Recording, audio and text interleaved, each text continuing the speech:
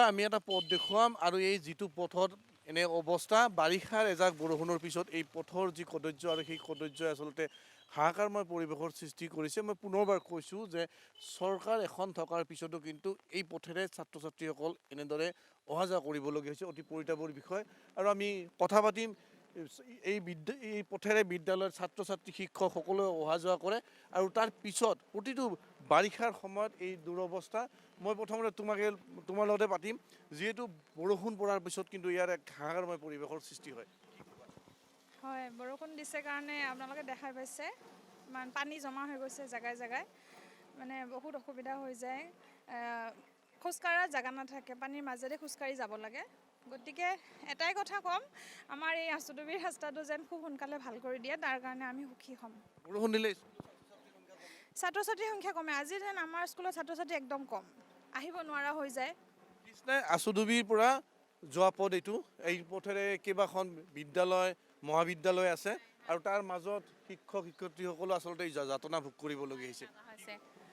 কি ক'ব মানে এই ৰাস্তাটোৰ মানে যি মানে চিটুৱেশ্যন হৈ আছে মানে খুবেই বেয়া লগা আৰু ভয় লগাও। মানে যেতিয়া আমি পিলপিলিত যাওঁ বা কেতিয়াবা বাইকেৰে যাওঁ মানে পৰি যোৱাৰ মানে 100%ই চান্স থাকে আৰু মানে ল'ৰা ছোৱালীও অহাৰ অসুবিধা হয় এই ৰাস্তাৰে। গতিকে ৰাস্তাটো হওক আৰু তাকে কামনা কৰোঁ।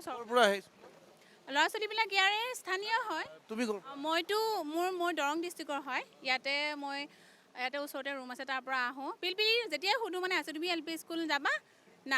নাযায়, কেতিয়াও নাহে। মানে সেইফালে ৰাস্তা বেয়া, যাব নোৱাৰোঁ, তেনেকুৱা আৰু খোজকাঢ়িতো অহাৰ মানে কি ক'ম আৰু বহুত মানে বেয়া আৰু ৰাস্তাটো। হয়, আচলতে এই আমি অৱস্থা দেখুৱাইছোঁ কাৰণ এইখন ছবি দেখুৱাইছোঁ। এই ছবিখন দেখিলে আচলতে সহজে অনুমান কৰিব পাৰি পৰিৱৰ্তন আৰু উন্নয়ন ক'ত। আচলতে এই পথেৰে প্ৰতিটো দিনেই এনেদৰে ছাত্ৰ ছাত্ৰীসকল অহা যোৱা কৰিব লাগে, কাৰণ এই পথত বৰষুণ দিয়াৰ লগে লগে কিন্তু ইয়াত ই ৰিক্সাৰ পৰা আৰম্ভ কৰি সকলো যান বাহন নচলা পৰিৱেশ সৃষ্টি হৈছে।